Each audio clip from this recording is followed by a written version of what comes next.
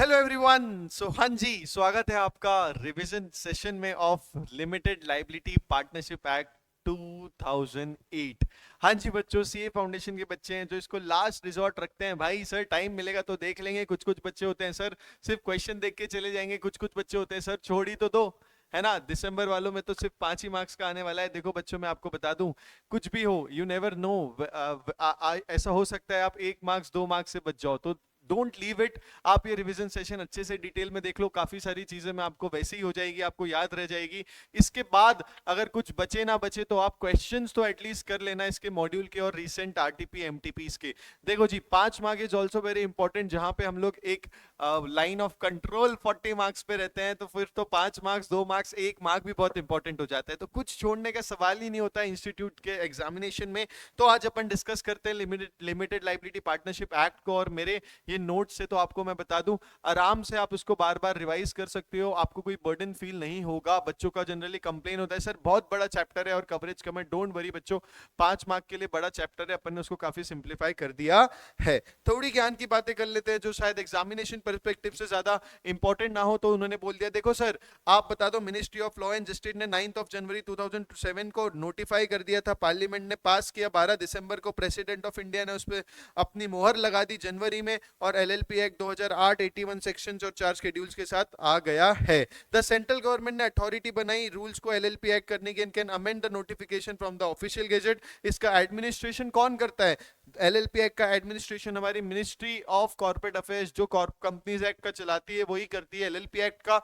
और registrar of companies जो हमारे देश में अलग अलग रीजन्स में बहुत सारे हैं, वो करते हैं। अगर आपको बता दूं तो इन्होंने कहा है non applicability of Indian partnership act. वो बोलते हैं अगर कहीं पे स्पेसिफाइड है तो बात अलग है, अदरवाइज यहाँ पे इंडियन पार्टनरशिप एक्ट की एप्लीकेबिलिटी नहीं होने वाली है। ठीक है, देखिए जी, अब फिर बोलते हैं सर कंसेप्ट क्या है। आपने पार्टनरशिप में बताया था राजू श्याम और बाबू भैया 3 मिलके एक फॉर्म बनाते हैं और वो बोलते हैं हम म्यूचुअल एग्रीमेंट में काम कर लेंगे। हम जब म्यूचुअल एग्रीमेंट में काम करेंगे, हम एक दूसरे के एजेंट हैं और एक दूसरे के प्रिंसिपल। हमने क्या बात करी थी? राजू श्याम और बाबू भैया बोलते हैं हम एक दूसरे के एजेंट हैं, हम एक दूसरे के प्रिंसिपल। बट एलएलपी बोल रहे हैं नहीं सर, नहीं सर, रुकिए। एलएलपी में उन्होंने बोला एलएलपी हम ये है, कंपनीज एक्ट के प्रोविजंस आएंगे, उसके फीचर्स आएंगे, एकदम छू के जाएंगे। फिर बोलेंगे एलएलपी हम ये है, पार्टनरशिप के फीचर्स आएंगे आएंगे आएंगे और छू के जाएंगे। अब समझ में आएगा कि दोनों में मिलावट करके इन्होंने बना दी एलएलपी। पार्टनरशिप और कंपनी के फीचर्स को मिला के इन्होंने बना दिया लिमिटेड लाइबिलिटी। और ये अभी था भी, मैं आपको बता दूं, जो भी सीए वगैरह प्रैक्टिस अभी कर रहे हैं वो जनरली काय में, कौन से फीचर में कर रहे हैं? एलएलपी में करते हैं, बिकॉज इसके फीचर्स बहुत अच्छे होते हैं। तो इन्होंने बोला हम एक एलएलपी एग्रीमेंट बनाएंगे जो हमारी लिमिटेड लाइबिलिटी पार्टनरशिप को डिफाइन करेगा। और 5 बातें हमको रखना पड़ेगा कि it is a newly form of legal business entity with limited liability like a company at a low cost compliance cost. देखो अगर आप कंपनी बना लेते हो, अगर कंपनी बना लेते हो तो आपको पता चलेगा कि कंपनी के बहुत सारे कंप्लायंसेस भी होते हैं, और वो कंप्लायंसेस करने में आपको बहुत पैसा लग सकता है। वो कंप्लायंस करने में आपको बहुत पैसा लग सकता है, इसलिए गवर्नमेंट ने बोल दिया हम ऐसा एक न्यू फीचर का एंटिटी बनाने वाले हैं, एक लीगल बिजनेस एंटिटी बनाने वाले हैं which is having a limited liability just like a company but at a low compliance cost. ये बोल रहे हैं इसकी लिमिटेड लाइबिलिटी तो रहेगी just like a company but at a low compliance cost. तो फर्स्ट पॉइंट कंप्लायंस कॉस्ट पे फिर बोलता है this is an alternative corporate business vehicle. जैसे हम कंपनी बनाती है एक सेपरेट लीगल एंटिटी वाले कंसेप्ट में, ये भी एक ऑल्टरनेटिव बिजनेस व्हीकल है जो सेपरेटली रन होती है। Liability of the partners will be limited. देखो नाम क्या है, limited liability partnership. Limited liability partnership, partnership भी नाम है। मतलब सर पार्टनरशिप की बात करें जहां पे लाइबिलिटी अनलिमिटेड हो जाती थी, इन्होंने यहाँ पे बोल दिया हम आपको सेपरेट लीगल एंटिटी टाइप का कंसेप्ट देंगे, विद पार्टनरशिप भी इसमें देंगे, और बोलेंगे यहाँ पे लाइबिलिटी होगी limited. LLP itself will be liable for the full extent of its asset. Partners की flexibility of organising the internal structure as a traditional partnership. देखो कंपनी में क्या होता था ना, company use to be a separate legal entity जिसको manage उसके directors वगैरह लोग करते थे और पैसा लगाती थी public. In case of public company, private company में ग्रुप ऑफ पीपल।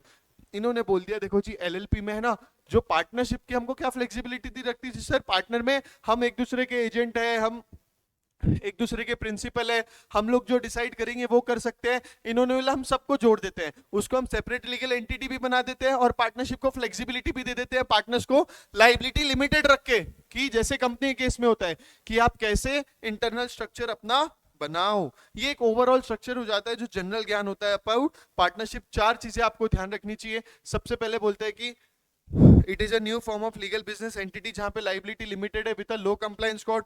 फिर बोला it is an alternative to the corporate business vehicle. फिर बोलते हैं liability of the partners will be limited, बोले लाइबिलिटी ऑफ द पार्टनर्स क्या रहेगी, limited. और फिर बोलता है LLP itself will be liable for the full amount of assets, यहाँ पार्टनर के असेट्स को नहीं खींचा जाएगा। और फिर बोल दिया पार्टनर्स की फ्लेक्सिबिलिटी रहती है of organising the internal structure as a traditional partnership.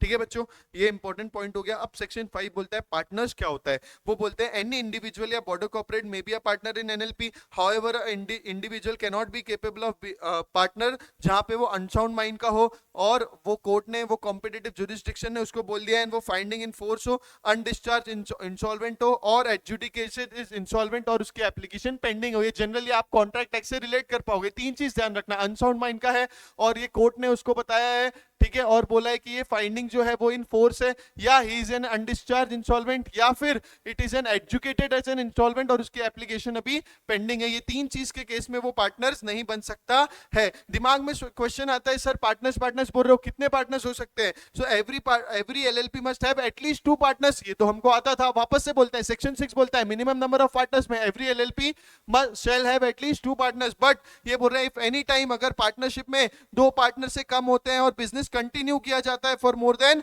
6 month, तो क्या होगा, जो पार्टनर वहां पे बचा हुआ है उसके जिसके नॉलेज में बिजनेस चल रहा है, he will be personally liable for all the obligation incurred during that period. देखो बच्चों, ये बुक की खासियत ही है, रिवीजन के टाइम पे सिर्फ रेड वर्ड्स भी पढ़ लोगे ना, आपको पूरा कंटेंट आ जाएगा। और ये अगर आप एग्जाम में लिख के ये इंपॉर्टेंट वर्ड्स को हाईलाइट कर दोगे तो छोड़ दो। अपन ने देखो 81 मार्क्स वाले का भी देखा था, उन्होंने कैसे आंसर लिखे थे।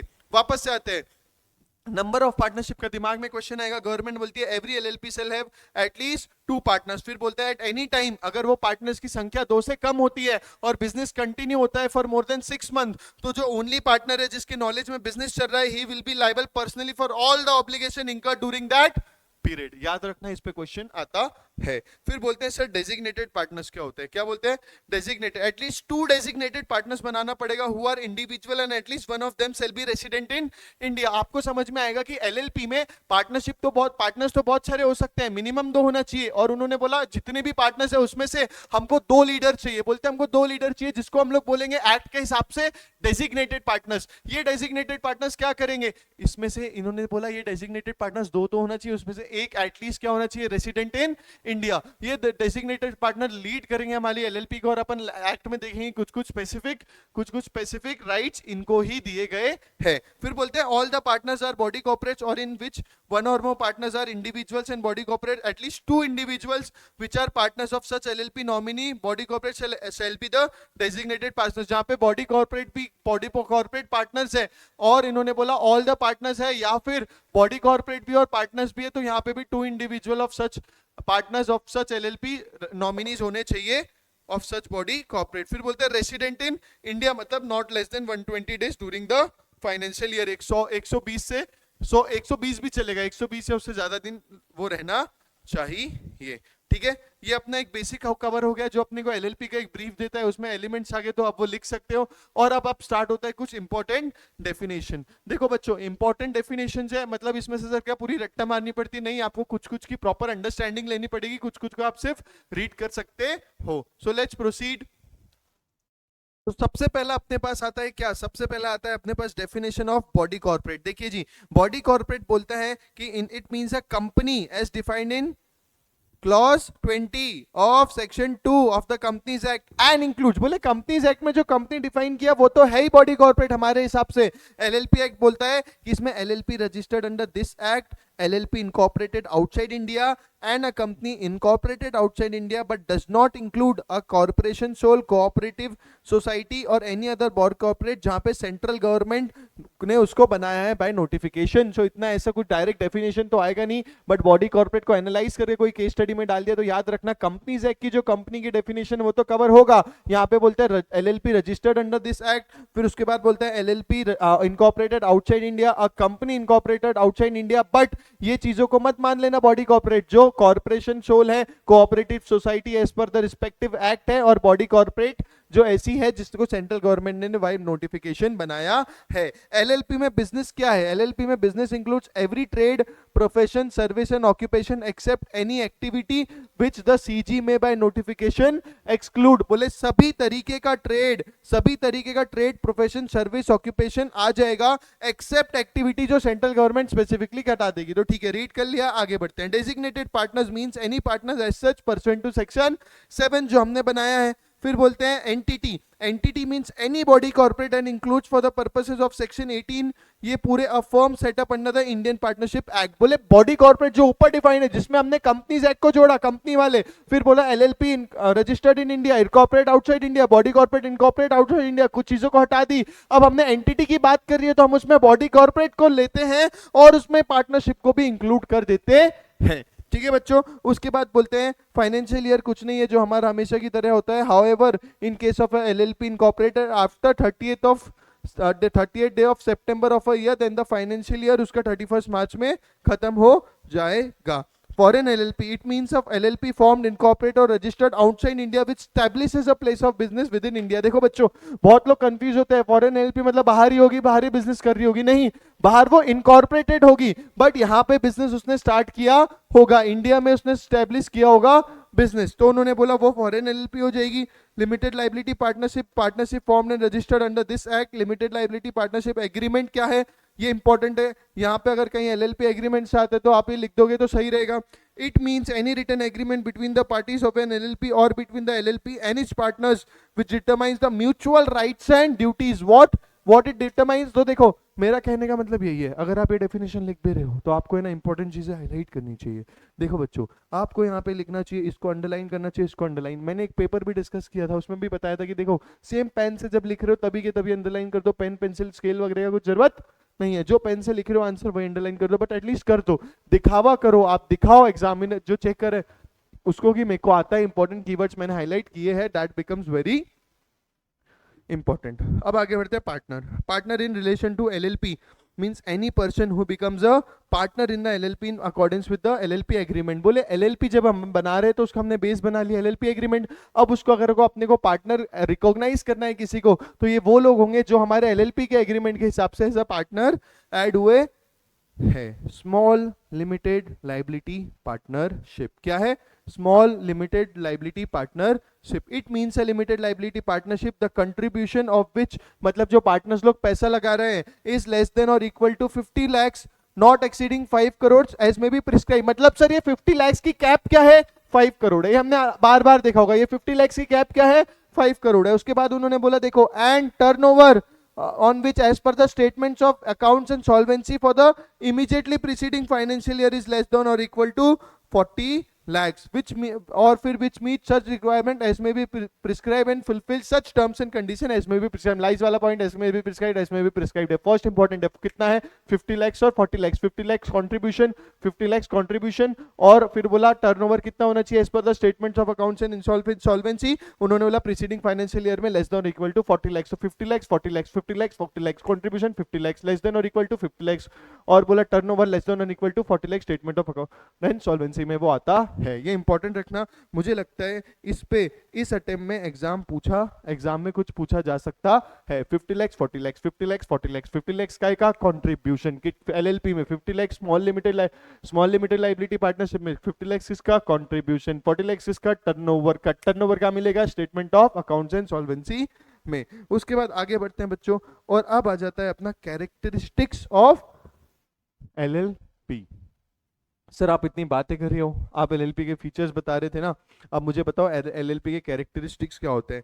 अगर मैं आपको बताऊं कितने कैरेक्टरिस्टिक्स उन्होंने दिए मॉड्यूल में, 1 2 3 4 5 6 7 8 और ये तो पहला पेज है, पल्लू के पीछे देखना और 8 है, ये पेज के बाद देखोगे तो और 8 है, ऐसे करके कितने हैं 16 है। तो डायरेक्ट 16 पूछ लेंगे? नहीं, हो सकता कोई 5 पूछ ले, हो सकता कोई 4 पूछ ले, हो सकता कोई 6 पूछ ले, बट अपने को जानना सब कुछ है। सबसे पहला क्या है? सबसे पहला है बॉडी कॉर्पोरेट। सबसे पहला कैरेक्टरिस्टिक्स क्या है? Body corporate. फिर बोलते हैं body corporate form incorporate under this act is separate legal entity from that of it's partner and shall have a perpetual succession. LLP में हमने इसको बॉडी कॉर्पोरेट बोल रहे हैं इसलिए क्योंकि इसकी separate legal entity has a perpetual succession, therefore any change in the partners does not affect the existence of an LLP. यही तो हमने कंपनी में देखा था, वापस बोल रहा हूं, एलएलपी है, कंपनी प्रोविजन आके ऐसे छू के जा रहे हैं और बोलते हैं एलएलपी है, और आ रहे हैं पार्टनरशिप के प्रोविजन ऐसे छू के जा रहे हैं। बोल ही रहा हूं, दोनों का मिक्सचर बना के रखा है। सबसे पहला कैरेक्टरिस्टिक्स ये बोलना चाह रहे हैं, ये क्या है? ये एक बॉडी कॉर्पोरेट है। जब ये बॉडी कॉर्पोरेट है तो इसमें दो चीजें याद रखना है कि भैया body corporate form incorporate under this act which act as a separate legal entity, हाँ sir, which acts as a separate legal entity and from that of partners have a perpetual succession। जब भी हम perpetual succession की बात करते थे तो हम यही तो कहते थे कि therefore any change in the partnership of an LLP shall not affect the existence, the rights and liabilities of an LLP। कोई आए या जाए हमको कोई फर्क पड़ेगा क्या? नहीं। फिर उसमें बोला सेक्शन 3 ऑफ एलएलपी में देख लो, legal entity separate from that of its member, ये सेपरेट लीगल एंटिटी कंसेप्ट में आ जाता है। बॉडी कॉर्पोरेट में वापस से बता देता हूं, बॉडी कॉर्पोरेट में कितनी चीजें देखोगे, बोले सेपरेट लीगल एंटिटी है, परपेचुअल सक्सेशन है, आया जाए, change in partnership does not affect the existence of an LLP, और बोलता है legal entity separate from its partners. Second feature क्या है? सेकंड फीचर परपेचुअल सेक्शन है। जो बॉडी कॉर्पोरेट में एक पॉइंट डाला उस पर अलग से उन्होंने बोल दिया सर ये परपेचुअल सेक्शन भी है।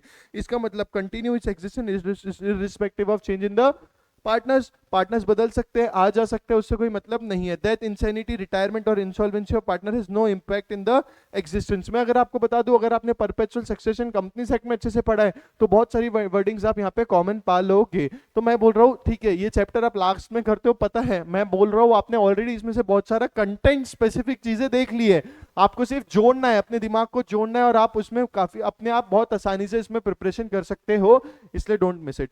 फिर बोलते हैं it is capable of entering into a contracts and holding property in its own name. भैया हमने बोली है ना कि परपेचुअल सक्सेशन है, तो कंपनी में भी याद हो होगा irrespective of change in the partner, death, insanity, retirement और इंसॉल्वेंसी हो जाए, हैज नो इंपैक्ट, ऐसे वर्ड यूज करना है आपको, हैज नो इंपैक्ट, आंसर में यही आना चाहिए, on its existence. It is capable of entering into a contract and holding property on its own. ठीक है जी। अब थर्ड क्या है? Separate legal entity. देखो यहीं से तोड़ दिया उन्होंने परपेचुअल सक्सेशन भी बोल दिया, सेपरेट लीगल एंटिटी भी है और उसको अलग से बता दिया। The LLP as a separate legal entity is liable to the full extent of its assets. बोले एलएलपी अपने full extent of the assets के लिए लायबल रहेगी, but liability of the partners is limited to the agreed contribution. Sir company के case में ये था to the unpaid amount of shares, और वो नेचर ऑफ कंपनी में डिपेंड करता था कि to the unpaid amount of shares या गारंटी या जो भी, बट पार्टनरशिप में तो ऐसा कुछ नहीं था, उसमें यही तो फीचर था कि वो अनलिमिटेड था। हमारा एलएलपी देखो कितना अच्छा है, सेपरेट लीगल एंटिटी भी है और लायबिलिटी भी क्या है?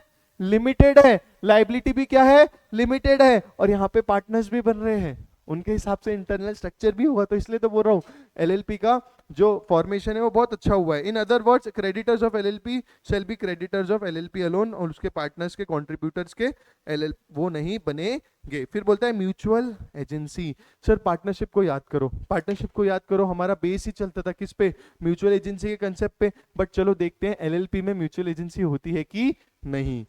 एलएलपी एक्ट बोलता है कि सर एलएलपी में no partner is liable on account of independent और unauthorised action of the other partners. ठीक है, no partner is liable of unaccounted और unauthorised action, independent unauthorised action of other partners. फिर बोलते हैं individual partners are shielded from joint liability created by another partner's wrongful business decision और misconduct. बोले कुछ गड़बड़ करेगा ना तो हम नहीं भरेंगे, हम पार्टनरशिप जैसा हम नहीं भरेंगे। All partners are greater than the agents of the LLP alone.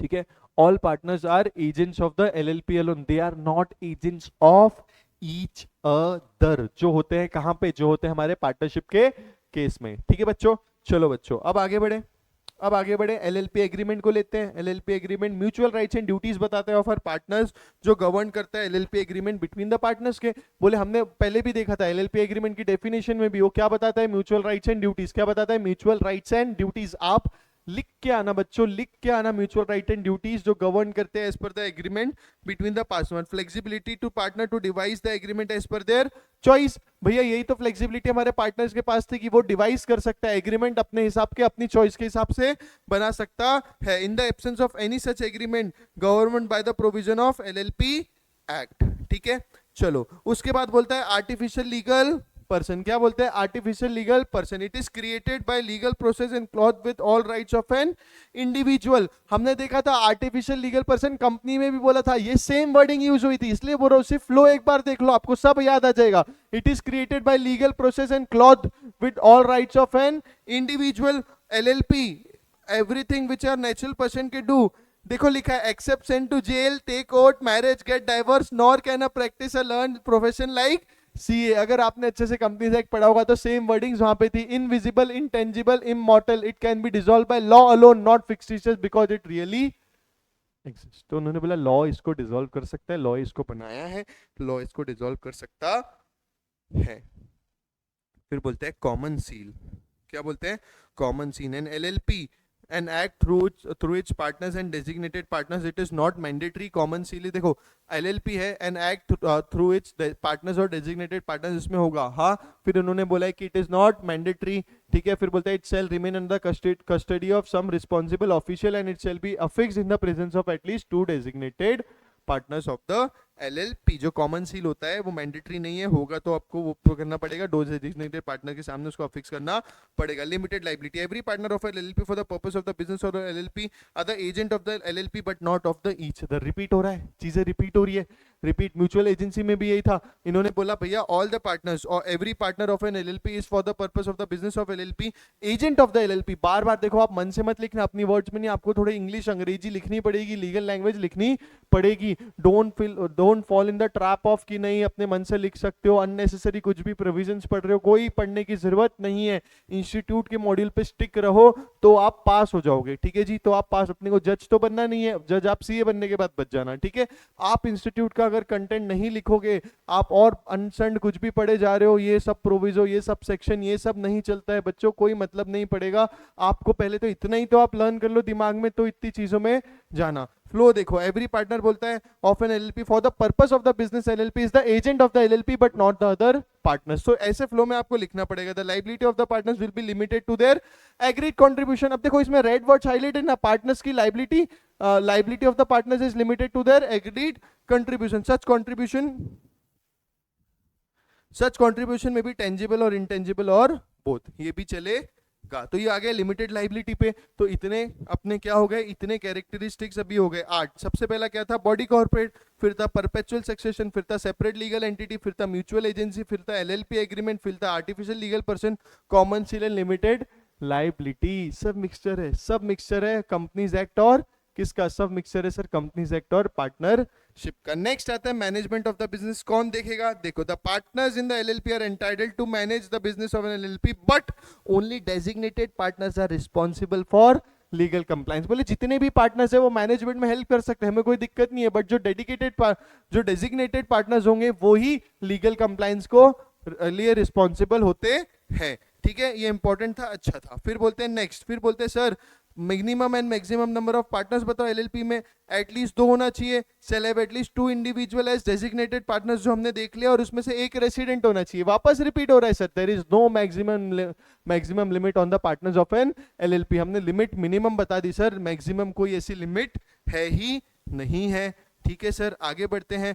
Business for profit only, the essential requirement of forming an LLP is carrying on a lawful business with a view to earn profit. बोले आपको business करना है और वो भी with a view to earn profit. अगर समाज सेवा वाला NPO वाला करना है तो LLP मत बनाओ, आप क्या बनाओ?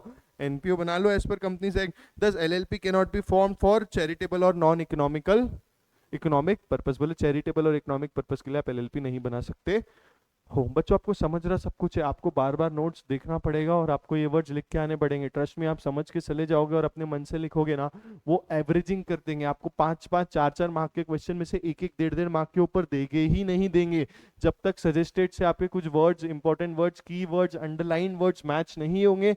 आपका मार्क्स एवरेजिंग पे जाएगा, बहुत कम होते जाएगा। ठीक है बच्चों, चलो आगे बढ़े। Yes sir.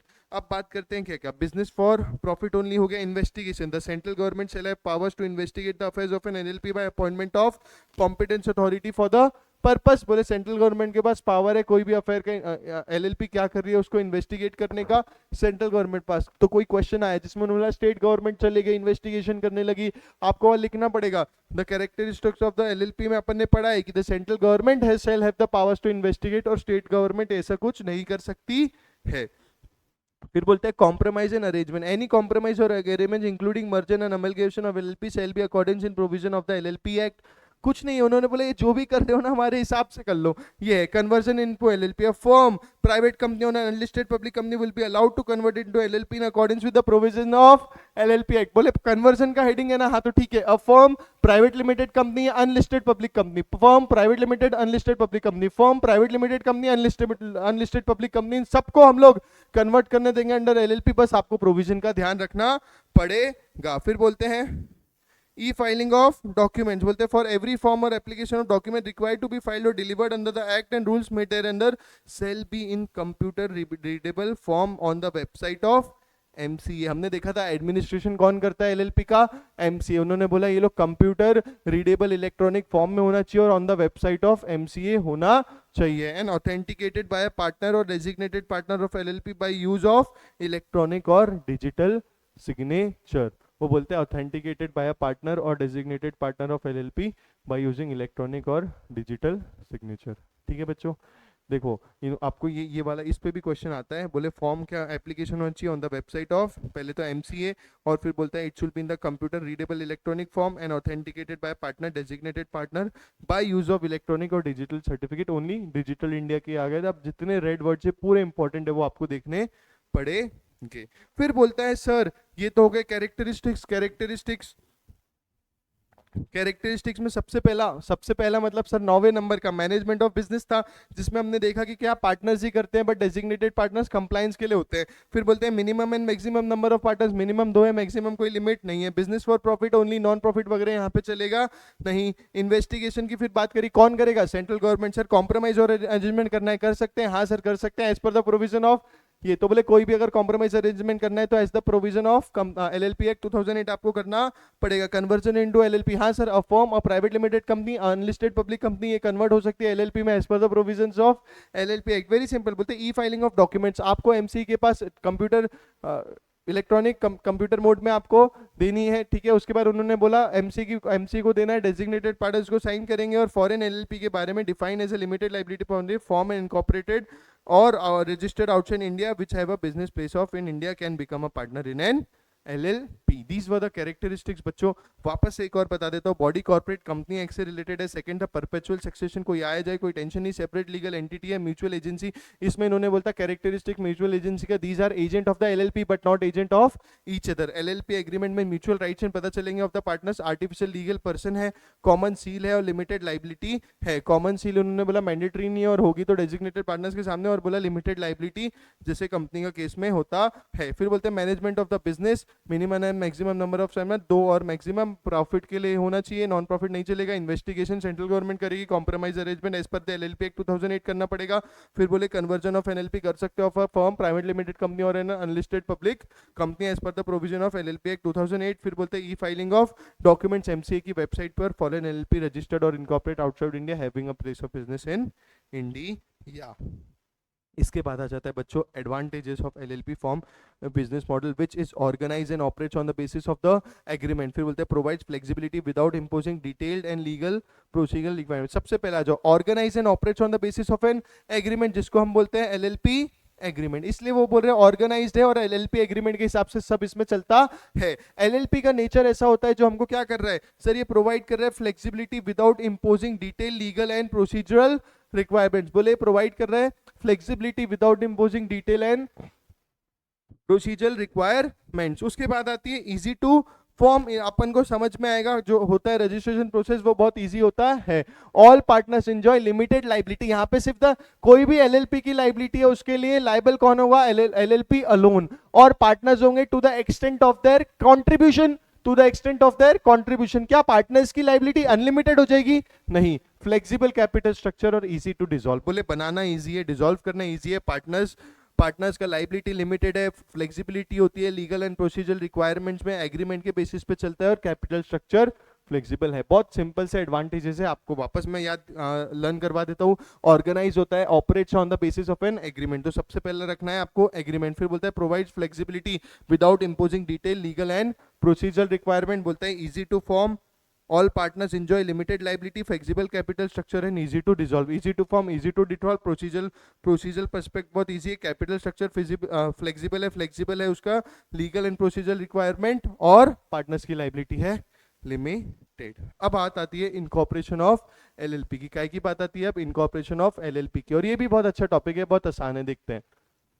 चलो जी, जैसा अपन ने देखा था कंपनीज में इनकॉर्पोरेशन का अपना एक पूरा प्रोसेस होता है, वैसे ही एलएलपी का इन्होंने पूरा प्रोसेस सेट करके रखा है। सबसे पहले बोलते हैं इनकॉर्पोरेशन डॉक्यूमेंट, जिसको हम अभी आईडी यूज करेंगे। क्या बोलेंगे? ID, incorporation document. सेक्शन 11 बोलता है कि सबसे पहले sir for a LLP to be incorporated, 2 या 2 से ज्यादा लोग एसोसिएट होना चाहिए for a carrying a lawful business. हाँ सर, इलीगल बिजनेस के लिए एलएलपी इनकॉर्पोरेशन करने देंगे ये लोग? नहीं, तो इन्होंने बोला लॉफुल बिजनेस होना चाहिए। फिर बोलता है with a view to profit shall subscribe their names into the incorporation document. 2 या 2 से ज्यादा लोग विद अ लॉफुल बिजनेस के पर्सपेक्टिव से उनको इनकॉर्पोरेशन डॉक्यूमेंट में आईडी में अपना नाम सब्सक्राइब करना पड़ेगा। The ID shall be file in such a manner free, जो हम प्रिस्क्राइब करेंगे to the registrar of the state. हमने बोला था ना इसका एडमिनिस्ट्रेशन कौन करता है? रजिस्ट्रार। हमने हमारे देश के नक्शे में देखा था रीजनल वाइज बहुत सारे रजिस्ट्रार्स होते हैं। बोले आप जब ये फाइल करोगे ना, तो आप फाइल कर दो क्या? As per the manner prescribe. बोले नोटिफाइड करते हैं वो लोग fees prescribe form, I am so sorry, fees prescribed form to the registrar of the state in which the register office is located। बोलता है स्टेटमेंट टू बी फाइल, एक statement file करना पड़ेगा एक तो प्रिस्क्राइब फॉर्म में, जहां पे made by an either an advocate, company secretary, chartered accountant और कॉस्ट अकाउंटेंट। भैया कॉमर्स में जो जो मेन बंदे हैं देखो, advocate, company secretary, chartered accountant और cost accountant who engage in the formation of the business. सबसे पहला statement to be file in the prescribe form, वो लोग प्रिस्क्राइब करेंगे। कौन फाइल करेगा sir? Advocate, company secretary, cost accountant या chartered accountant जो इनकॉर्पोरेशन के टाइम पे इन्वॉल्व है, by anyone who subscribe his names to the ID. जो ये स्टेटमेंट कौन फाइल करेगा? जो अपने इनकॉर्पोरेशन डॉक्यूमेंट में एज अ सब्सक्राइबर होगा। And that all the requirements of this act and the rules made therein have been compiled with in respect of the incorporation and matters precedented and incidental thereto। statement to be filed is very important। देखो मैं वापस से आपको बता देता हूँ। पहले तो बोले the shall be filed along with the incorporation document a statement in the prescribe form. ये स्टेटमेंट प्रिस्क्राइब फॉर्म में होना चाहिए। कौन फाइल करेगा सर? एक एडवोकेट, एक कंपनी सेक्रेटरी, एक सीए या कॉस्ट अकाउंटेंट जो इनकॉर्पोरेशन के फॉर्मेशन ऑफ द एलएलपी के टाइम पे इन्वॉल्व है। By anyone who is subscriber to do, एक बंदा होना चाहिए जो हमारा सब्सक्राइबर है in the incorporation document ID, and that all the requirements उसको बताना है भैया all the requirements of this act and rules made there have been compiled with in respect of the incorporation and matters president and incidental thereto। अब the ID में क्या होना चाहिए? The ID shall be in a form में भी prescribe, जहां पे name होना चाहिए एलएलपी का। आपके दिमाग में ही आना चाहिए सर इनकॉर्पोरेशन डॉक्यूमेंट की बात कर रहे हैं, उन्होंने एक फॉर्म प्रिस्क्राइब करा, वो हिसाब से तो होगा, वो हमको समझ में आ गया। फिर वो लोग बोल रहे हैं सर और क्या होना चाहिए? तो नाम तो होना ही चाहिए। प्रपोज बिजनेस क्या है? क्योंकि आपको देखना है ना लॉफुल बिजनेस है कि इलीगल, तो बोले प्रपोज बिजनेस क्या है। फिर बोला state the address of the registered office, state the name and address of each person who are in the partners of an LLP, and state the name and address of the person who are the designated partners of an LLP. और कोई information जो वो prescribe करेंगे वो भी होना चाहिए। वापस आ जाओ मेरे साथ। आईडी में क्या होना चाहिए? पहले तो जो फॉर्म एक वो प्रिस्क्राइब करेंगे उसमें होना चाहिए नाम होना चाहिए, बिजनेस होना चाहिए, address of the registered office, name and address. देखो एलएलपी का रजिस्टर्ड ऑफिस आ गया तो बोले पार्टनर पूरा मांगे, बोले पहले नेम एंड एड्रेस, हमारा भी तो पार्टनर लो। अब पार्टनर का बोले तो भैया ये पार्टनर का ले रहे हो तो डेजिग्नेटेड पार्टनर्स का तो लेना ही पड़ेगा। वापस से देख लेते हैं आईडी में क्या होगा। फॉर्म जो वो लोग प्रिस्क्राइब करेंगे वो फॉर्म में होना चाहिए नेम ऑफ द एलएलपी, फिर बोलता है प्रपोज बिजनेस होना चाहिए, फिर बोलता है address of the registered office. बोले एलएलपी का रजिस्टर्ड ऑफिस में तो पार्टनर्स बोल रहे हमारा भी मांग लो, तो name and address of the partners. बोलते पार्टनर्स का मांग रहे तो हम तो डेजिग्नेटर्स, तो हमारा तो मांगना ही पड़ेगा। और कोई भी अगर इंफॉर्मेशन वो लोग प्रिस्क्राइब करते हैं तो वो देना पड़ेगा। फिर बोलते हैं if a person makes a statement as जिसका व्हिच ही इज नोन। देखो कोई ऐसा ये स्टेटमेंट कर रहा है और कोई ऐसा बंदा कर रहा है जिसको पता था कि ये स्टेटमेंट क्या है, ये स्टेटमेंट क्या है, फॉल्स है, और he does not believe it to be true, shall be punishable with imprisonment for a term which may extend up to 5 years and fine which will not less than 10,000 but may extend up to 5 lakh. बोले 5 साल की jail दे देंगे या fine they देंगे जो 10,000 या 10,000 से start होगा, 10,000 से नीचे तो होगा ही नहीं, और 5 लाख तक हो सकता है। मतलब जो हमारा आईडी फाइल कर रहा है वो ऐसा बंदा है जिसको पता है कि ये जो मैं इंफॉर्मेशन दे रहा हूँ ना फर्जी है, ये जो मैं अपने बारे में डिटेल्स दे रहा हूँ ना, नाम दे रहा हूँ, एड्रेस दे रहा हूँ, सब गलत है। हम लोग एलएलपी अनलॉफुल पर्पस के लिए बना रहे हैं, या जो भी है, जो भी इंफॉर्मेशन आप आईडी में दे रहे हो जो फॉल्स है, वो बंदा जानता है कि वो फॉल्स है, नोज टू बी फॉल्स, उन्होंने लिखा है देखो भैया, नोज टू बी फॉल्स, तो उसको क्या करना पड़ेगा, और does not believe it to be true. इस दोनों का मतलब तो एक ही है, shall be punishable with imprisonment for a term which may be extend to 2 years and with 5 and with fine which may not be less than 10,000 but which may extend up to 5 lakhs। फिर आते हैं incorporation bye registration. बोलते हैं registration shall retain the, देखो registrar क्या करेगा, registrar shall retain the ID and shall with in a period of 14 days register the ID. बोलते incorporation document जो आया है रजिस्ट्रार बोले अपने पास रिटेन करना चाहिए और 14 दिन के अंदर रजिस्टर करना पड़ेगा इनकॉर्पोरेशन डॉक्यूमेंट को and give a certificate that the LLP is incorporated with the name specified. देखो कंपनी में भी इनकॉर्पोरेशन में नेम इंपॉर्टेंट हो जाता है, यहाँ पे भी बोल रहे हैं जैसे ही आईडी पाएगा रजिस्ट्रार क्या करेगा, रिटेन करेगा उसको 14 दिन के अंदर अपने पास रिटेन करेगा और 14 दिन के अंदर रजिस्टर कर लेगा क्या, इनकॉर्पोरेशन डॉक्यूमेंट एंड सर्टिफिकेट दे देगा that then LLP is incorporated by the name specified therein। उसके बाद the certificate shall be the conclusive evidence, certificate मिल गया तो वो क्या बन गया, एक conclusive evidence हो गया that the LLP is incorporated by the name specified therein। फिर बोलते हैं the certificate issued shall be signed by the registrar and authenticated by his official seal। बोले ऐसा जो सर्टिफिकेट है वो साइन करना चाहिए रजिस्ट्रार और ऑथेंटिकेट हो जाएगा as an by the company के ऑफिशियल सील से।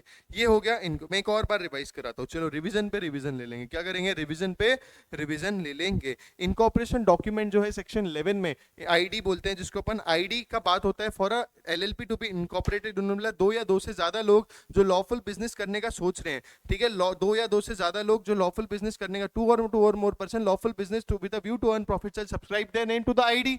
आईडी में उनको सब्सक्राइब करना चाहिए, इनकॉर्पोरेशन डॉक्यूमेंट एक मैनर में फाइल करना चाहिए, जो हम प्रिस्क्राइब करेंगे उसकी फीस होगी जो हम प्रिस्क्राइब करेंगे और वो रजिस्ट्रार के पास फाइल कर देना चाहिए, जो स्टेट में जहां पे रजिस्टर्ड ब्यूरो सिचुएटेड है वो आपको पता चल जाएगा। And statement to be filed, एक स्टेटमेंट फाइल करना पड़ेगा एक प्रिस्क्राइब फॉर्म में, वो स्टेटमेंट कौन फाइल करेगा, एडवोकेट, सीएस, सीए और कॉस्ट अकाउंटेंट जो हमारे फॉर्मेशन ऑफ एलएलपी पे by anyone who is subscribe to the ID, बंदा होना चाहिए जो सब्सक्राइब करके रखा in the name to the ID. फिर बोलता है that all the requirements of this act and the rules made there under has been compiled with in respect of the incorporation and matters president and incidental there. तो फिर बोलता है the ID shall be form in the form is may be prescribe, state the name of the LLP, नाम LLP का है तो बोले business क्या है वो भी बता दो, तो propose business, address of the LLP, address बोला एलएलपी का, तो पार्टनर्स लोग पूरा मान गए, बोले हमारा भी दो, तो बोले हमारा भी एड्रेस ले लो, और फिर name and address of the person who is the designated partners of an LLP, और कोई भी इंफॉर्मेशन जो ये लोग फ्यूचर में प्रिस्क्राइब कर सकते हैं। ये जो बंदा आईडी में है, ये जो बंदा आईडी उसको पता है जो हम लोग इंफॉर्मेशन दे रहे हैं आई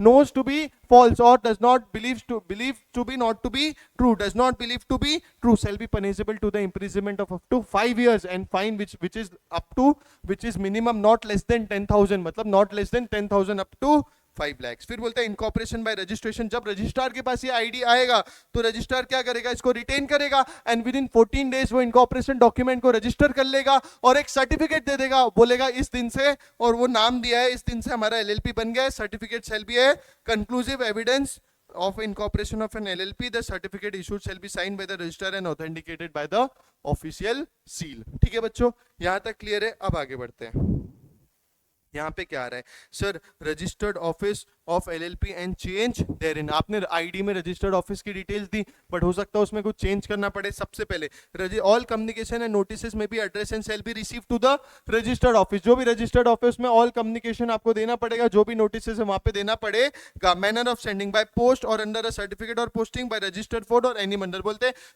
पोस्ट के थ्रू कर दो या सर्टिफिकेट ऑफ पोस्टिंग के थ्रू कर दो, ये पोस्ट करने का तरीका होता है, और बाय रजिस्टर्ड पोर्ट और एनी अदर मॉनर आपको यहाँ पे इंफॉर्मेशन देनी पड़ेगी रजिस्टर्ड ऑफिस। अब हो सकता है कि मेरे को चेंज करना पड़े अपना रजिस्टर्ड ऑफिस, तो change the place of registered office and file the notice of such change with the registrar. क्यों सर, इनकॉर्पोरेशन डॉक्यूमेंट की आईडी की भी हमने पूरी डिटेल्स किसको दी थी, रजिस्ट्रार की, जिसमें हमने रजिस्टर्ड ऑफिस की भी डिटेल्स दी थी। वो बोल रहे हैं अगर आपको चेंज करना है कोई प्रॉब्लम नहीं है, चेंज कर लो, बट एक नोटिस फाइल कर दो किसको, वापस से रजिस्ट्रार को of such change and the manner में भी प्रिस्क्राइब, जैसे उन्होंने आईडी एक फॉर्म प्रिस्क्राइब किया है ना, वैसे चेंज का भी उन्होंने बोला है हम भी मैनर उसका प्रिस्क्राइब कर देंगे, वो प्रिस्क्राइब इसमें आपको देना पड़ेगा। Subject to such condition as में be prescribed and may such change take effect upon such filing. बोले ये सच जो चेंज कर रहे हो वो इफेक्टिव कब होगा, जब आप ये फाइलिंग कर लोगे। सबसे पहले उन्होंने बोला रजिस्टर ऑफिस होना चाहिए, जिसमें ऑल कम्युनिकेशन आपको करना पड़ेगा। ऑल कम्युनिकेशन आप पोस्ट करते हो, registered portal, certificate of posting, किसी से भी एनी अदर मैनर।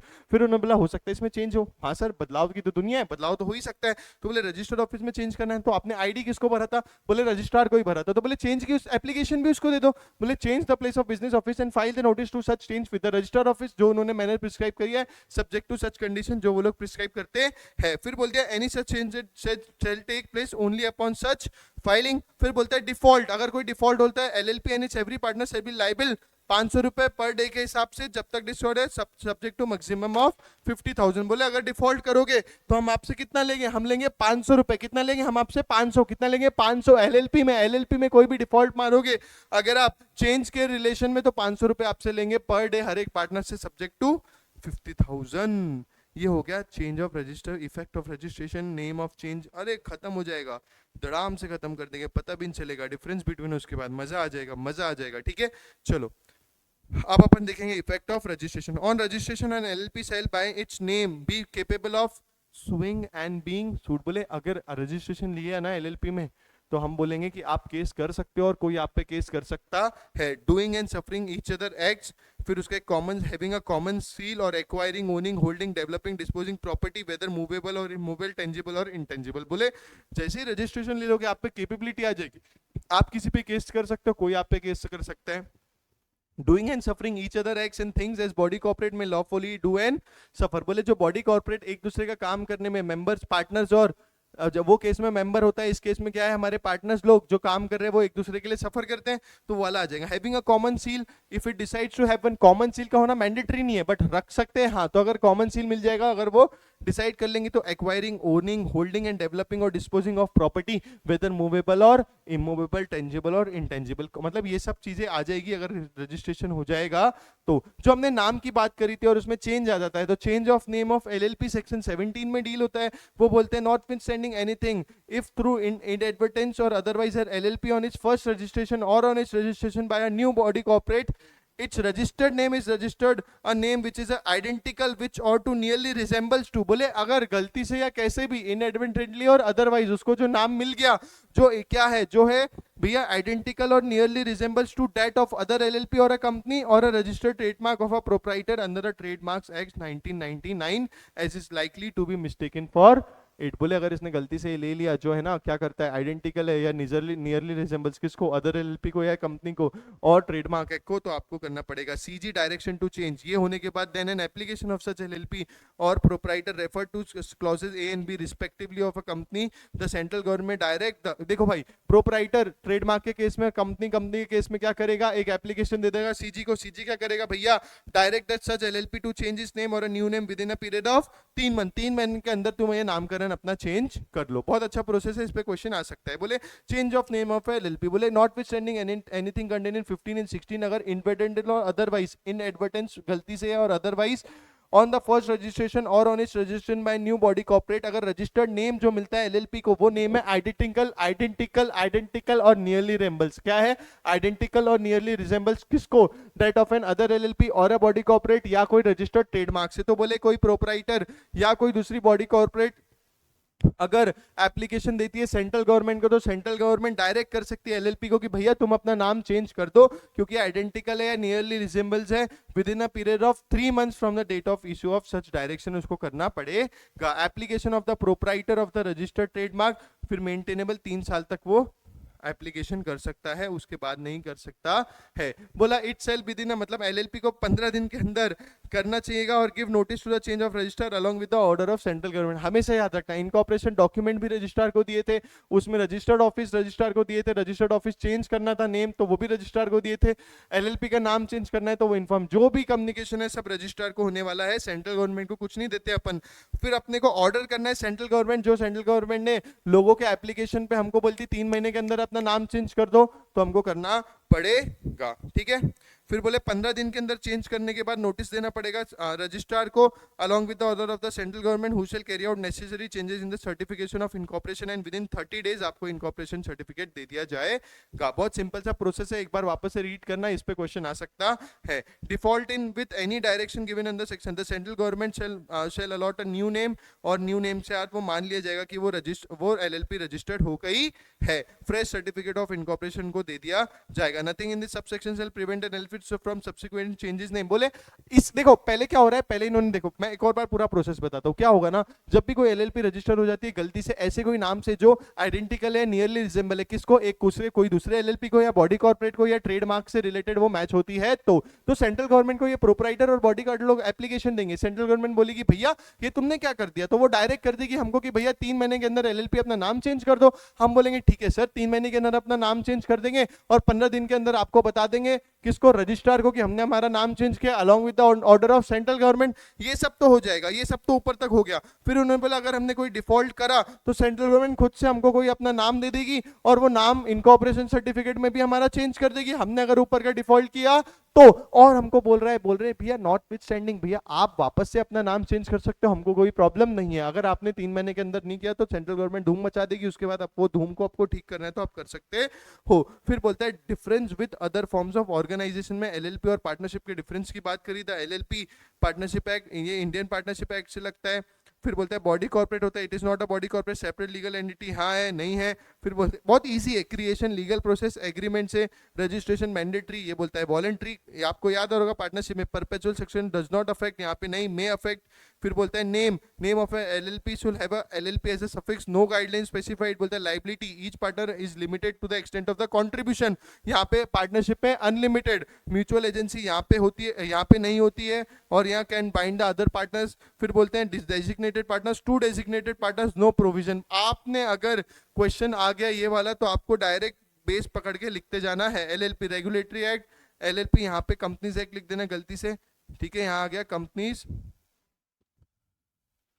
यहाँ लिख देना कंपनी, तो कंपनीज एक्ट से प्रोविजन होता है। बोलते हैं पार्टनर्स मनीज इन द शेयर्स, और बोलते हैं internal governance structure contract agreement से, वो बोलता है कंपनी के केस में कंपनीज एक्ट के हिसाब से नेम एलएलपी फिक्स होना चाहिए। यहाँ पे लिमिटेड या private limited company 2 partners maximum no limit, यहाँ पे उन्होंने बोला है प्राइवेट की कंपनी के केस में 2 मेंबर्स होने चाहिए मैक्सिमम 200, पब्लिक के केस में 7 मैक्सिमम नहीं 1% कंपनी में 1। लाइबिलिटी ऑफ पार्टनर्स बोलते हैं एग्रीड कॉन्ट्रीब्यूशन तक, अनपेड अमाउंट ऑफ शेयर्स तक। मैनेजमेंट डेजिग्नेटेड पार्टनर्स देखते हैं, बोर्ड ऑफ डायरेक्टर्स देखते हैं, नंबर ऑफ डायरेक्टर्स यहाँ पे मिनिमम 2 डेजिग्नेटेड पार्टनर्स, यहाँ पे मिनिमम नंबर ऑफ डायरेक्टर्स होते हैं इन case of private limited company 2 और इन case of public limited company 3। बहुत सिंपल सा है, जल्दी से आप रिवाइज कर सकते हो, वीडियो आप एक और बार देख सकते हो, और कुछ और पार्ट है जो प्रोसीजर है वो मैंने यहाँ से कवर कर दिया है। बोले name every limited partnership shall have either the words as the last of the name LLP, ये एलएलपी उसको करना पड़ेगा। No LLP shall be registered by name which in the opinion of the central government is. बोले जब ये application करेंगे तो हम एलएलपी को अलाउ नहीं करेंगे, अनडिजायरेबल है, ये नाम सही नहीं है, आइडेंटिकल और resembles any limited liability partnership और ट्रेडमार्क एक्ट। जो हमने बोला ना कि सर रिजेंबल करेगा तो चेंज करना पड़ेगा, उन्होंने बेसिक प्रोविजन आ रहा है दिसंबर में जो एप्लीकेबल हो जाते हैं, इसमें नेम सेक्शन 15 बोलते हैं एवरी एलएलपी आपको have an either the words as last. आपको लग रहा होगा मैंने छोड़िए, नहीं छोड़ा है, प्रोसीजर वाला पार्ट इसलिए समरी से इसको रिवाइज करा रहा हूँ। फिर बोले no LLP shall registered by name, जो सेंट्रल गवर्नमेंट को लगता है इज नॉट डिजायरेबल, बोलता है ऐसा कोई नहीं होना चाहिए जो हमारे हिसाब से नॉट डिजायरेबल है, डिजायरेबल नहीं है, अनडिजायरेबल है, आइडेंटिकल और nearly resembles to the body corporate और कोई प्रीवियस एलएलपी और ट्रेडमार्क के हिसाब से। बोलते reservation of name a person में अप्लाई इन सच फॉर्म। देखो जब भी कुछ एप्लीकेशन का नाम है उन्होंने हमेशा क्या बोला, prescribe for prescribe fee, prescribe form prescribe fees, इन्होंने वापस से अ पर्सन में apply in such manner and accompanied by such fees as may be prescribed to the registrar for the reservation of a name set out as application named of the proposed LLP or name to which a LLP proposes to change its name। एक तो हो सकता है आपको propose LLP का नया नाम देना है या फिर एग्जिस्टिंग LLP का चेंज करना है, तो बोले प्रिस्क्राइब फ्रॉम प्रिस्क्राइब फी में रजिस्ट्रार को देना पड़ेगा। रजिस्ट्रार में if he satisfied subject to the rules prescribed by central government that the name to be reserved is not one which may be rejected by any ground, reserve the name for a period of 3 months from the date of intimation by the registrar. बोले हमको कोई दिक्कत नहीं होगी तो हम reserve कर देंगे 3 मंथ के लिए, नाम अलॉट हो गया तो बात अच्छी है। फिर बोलते हैं partners and their relationship on the incorporation of an LLP partner shall be the person who subscribe their names to the ID. हमने पढ़ा था आईडी बनाते हुए कि पार्टनर्स वो लोग हैं जो सब्सक्राइब कर रहे हैं to the incorporation documents and बोलते हैं any other person by in accordance with the LLP agreement. बोले एलएलपी एग्रीमेंट में जो अगर जो पार्टनर्स होते तो देखो पार्टनर्स के दो तरीके हैं, एक तो जब बन रहा है तब आप सब्सक्राइब कर दो काय में, आईडी में, काय में कर दो सब्सक्राइब आईडी में, या फिर एलएलपी एग्रीमेंट में अपने आप को पार्टनर बना लो। Cessation of partners inter section 24 में person may cease to be a partner of an LLP in accordance with the agreement, या अगर एग्रीमेंट में कुछ नहीं दिया है तो by giving a notice in writing of not less than 30 days to the other partners. देखो अगर उसको सीज करना है समझ लो आज से 40 दिन बाद, तो उसको आज से 10 दिन के अंदर ही अंदर मतलब 30 डेज बिफोर द 30 डेज या उससे ज्यादा देर के पहले उसको नोटिस देना पड़ेगा। एक तो as per the LLP agreement कर सकता है, बोले उन्होंने as per the LLP agreement भी कर सकता है, बट अगर एलएलपी एग्रीमेंट में कुछ नहीं दिया है तो बोले in absence of such agreement by giving a notice of not less than 30 days to the other partners वो सीज कर सकता है।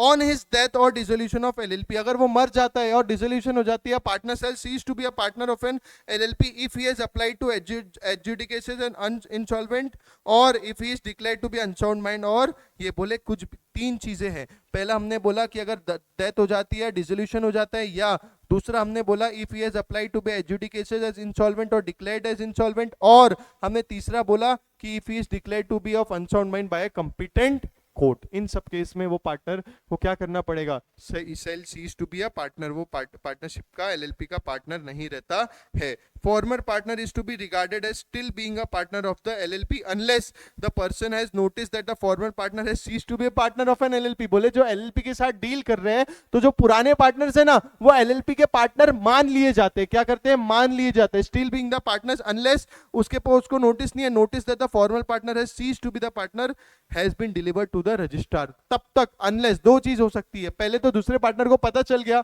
जो उसके साथ डील कर रहा है, सॉरी तो पार्टी को पता चल गया जो उसके साथ डील कर रहा है कि he has ceases to be partner, तो वो पार्टनर नहीं रहेगा, अनलेस वर्ड यूज कर रहा है, unless he has the notice, और जो फॉर्मर पार्टनर है उसने रजिस्ट्रार को नोटिस दे दिया भैया मैं तो सीज कर चुका हूं। The former partner is not discharge from any obligation to the LLP और to the other parties to any person which incurred while he is being a partner. बोले जब तक नोटिस नहीं दिया ना तो वो उस पे लाइबिलिटी रहती है, ठीक है, फॉर्मल पार्टनर पे लाइबिलिटी रहती है। फिर आता है formal partner shall receive an amount equal to the capital contribution actually made to the LLP. Obvious सी बात है इन केस ऑफ डेथ और insolvency of a partner person entitled to his share will be received the right to share in the accumulated profits on an LP determined as in the date of the former partner ceases to be a partner after deduction of accumulated losses। बोले अगर farmer partner shall receive क्या, पहले तो उसने जो contribution दिया था उतना, बट अगर कोई डेथ हो जाती है, कोई पार्टनर या इंसॉल्वेंसी हो जाता है तो फॉर्मर पार्टनर, तो जो एंटाइटल्ड पर्सन है उसको क्या मिलना चाहिए, उसको मिलना चाहिए accumulated profits of the LLP minus any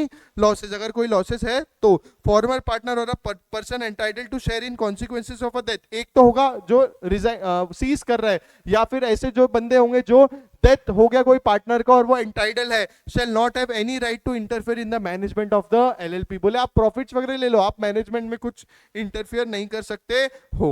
फिर बोलते हैं registration of changes in partners, every partner shall inform the LLP of any change in his name और address with in the period of 14 days. तो इसमें 14 days रखना और contribution 10,000 रुपए की लाइबिलिटी आएगी पेनल्टी की अगर उसने नहीं किया तो every partner shall inform the LLP of any such change in his name और address with in a period of 15 days. अगर नहीं किया तो कंट्रीब्यूशन पे कितनी 10,000 रुपए की लाइबिलिटी आ जाएगी। LLP shall where a person becomes और ceases to be a partner file a notice with the register within 30 days from the date he becomes to be ceases to be a partner और where there is such change in the name और address of the partner file a notice to the register. भैया देखो दो चीज याद रखना, LLP shall firm की responsibility है, किसकी रिस्पॉन्सिबिलिटी है, फर्म की रिस्पॉन्सिबिलिटी है। फर्म में वो लोग बोल रहे हैं भैया अगर कोई पार्टनर क्या हो रहा है बिकम्स और ceases to be a partner या where there is any change in the name or address of a partner, कोई सीज हो रहा है या कोई नया आ रहा है या कोई चेंज हो रहा है एड्रेस पार्टनर के नाम में, और इसमें तो उन्होंने बोला देखो फाइल कर देना रजिस्ट्रार को with in the 30 days. Notice file the register shall be signed by the designated partners. अगर कोई कॉन्ट्रवेंशन होता है तो वापस से 10,000 रुपए की इसमें लाइबिलिटी आ जाती है। फिर बोलता है former partner by himself file the registrar का notice if he is reasonable cause to believe that LLP ने नॉट फाइल द। इन्होंने बोला जो फॉर्मर पार्टनर है मतलब जो सीज हो रहा है, पहले तो उन्होंने रजिस्टर एलएलपी को बोला है कि आप 30 डेज में कर दो, बट पार्टनर को लगता है कुछ रीजनेबल रीजन है उसके पास कि भैया ये एलएलपी ये नोटिस नहीं देने वाली है रजिस्ट्रार को, तो वो क्या कर सकता है, वो खुद भी कर सकता है। फॉर्मर पार्टनर में himself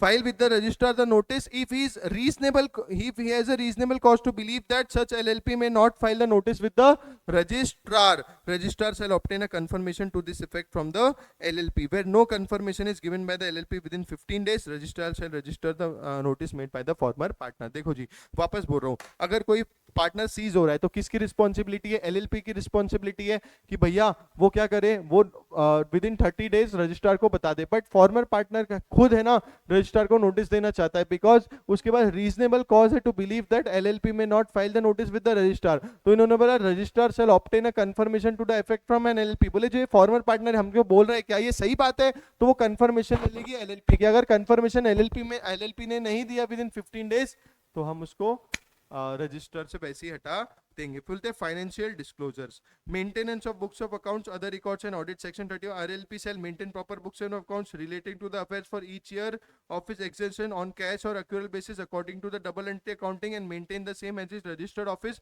for such period as may be prescribe. कितनी सारी चीजें तो एज में भी प्रिस्क्राइब, एज में भी प्रिस्क्राइब है. इस पे क्वेश्चन आ सकता है.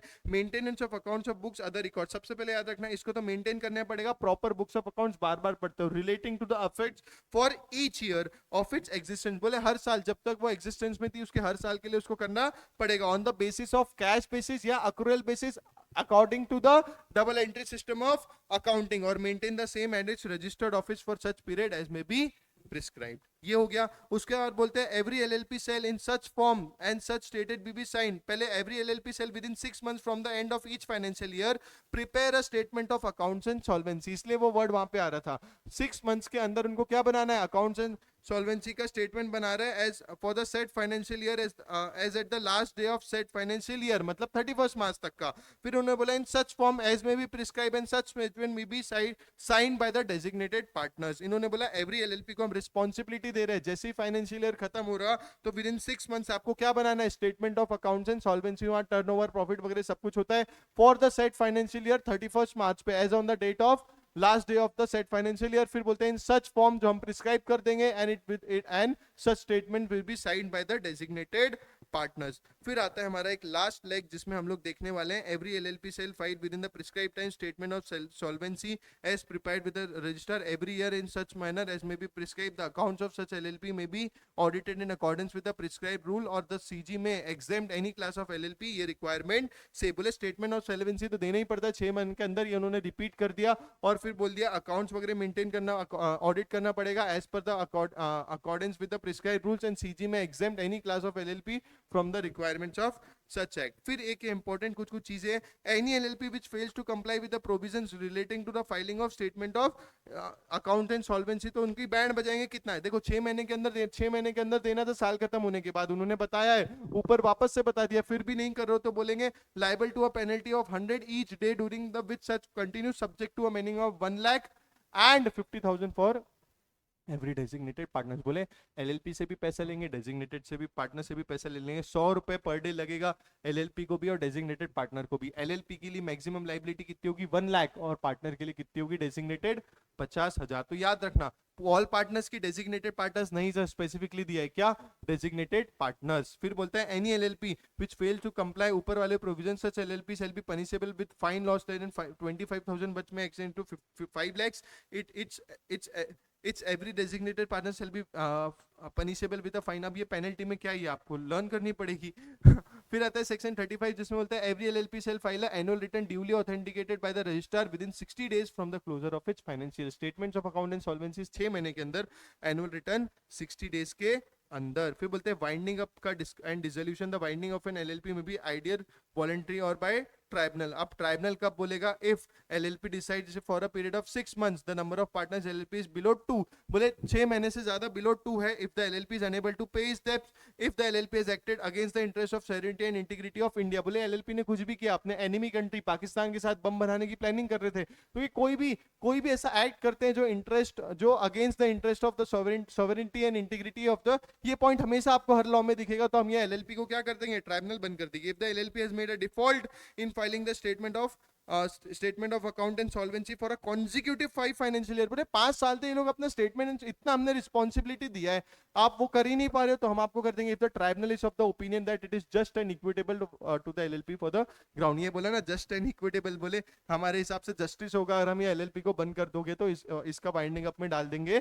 तो रिपीट दिस, ये बहुत इंपॉर्टेंट है, ये एग्जाम में आने वाला है आपके. देखो, circumstances in which LLP may be wound up by tribunal.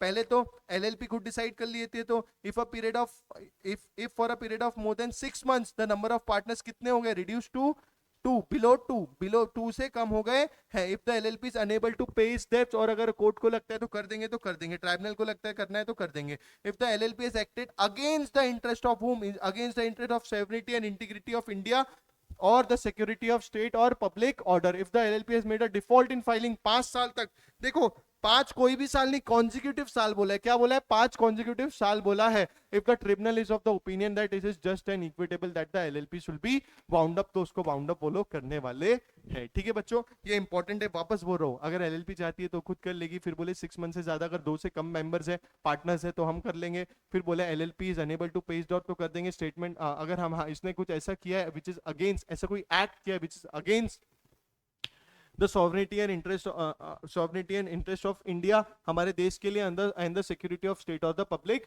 Order. फिर उन्होंने बोला अगर इसने statement of accounts and solvency पिछले 5 कॉन्जिक्यूटिव ईयर में नहीं किया, कितने 5 कॉन्जिक्यूटिव ईयर में नहीं किया, तो कर देंगे if the tribunal is of the opinion that इसके लिए जस्ट एंड इक्विटेबल होगा, जो कॉमन पॉइंट होता है, तो कर देंगे. तो बच्चों ये एक वन शॉट रिवीजन था एलएलपी का. एंड गाइस ट्रस्ट में मैंने इधर उधर की कोई बातें नहीं करी, आपको ये बार बार देखना है, कंटेंट आपके दिमाग में घुसते रहेगा. और इसी के साथ लॉ के जितने भी लेक्चर्स थे अपने रिवीजन के वो खत्म हो जाते हैं. इसी के साथ ही साथ बीसीआर तो मैंने ऑलरेडी पूरा फ्री में अपलोड कर चुका है. All the best guys, exams को ज्यादा दिन नहीं बचे हैं, धूम मचा दो, make your effort the last effort. ये अटेम्प्ट आपका लास्ट अटेम्प्ट होना चाहिए. और बच्चों मैं आपको बता दूं, एक बार सीए फाउंडेशन क्लियर होगा तो आपको इंटर में मजा आने वाला है, और इंटर आपके लिए वेट कर रहा है बच्चों. डोंट अलाउ योरसेल्फ कि आपको वापस से सेम बुक पढ़ना पड़े for the next attempt. I wish you all the best. कोई भी दिक्कत आएगा तो मुझसे पूछो. आप लोग मोस्टली आप लोगों के पास मेरा कॉन्टैक्ट डिटेल्स होगा, नहीं तो आप मेरा टेलीग्राम ग्रुप ज्वाइन कर सकते हो, जहां पे पुराने रिविजन्स की भी लिंक है.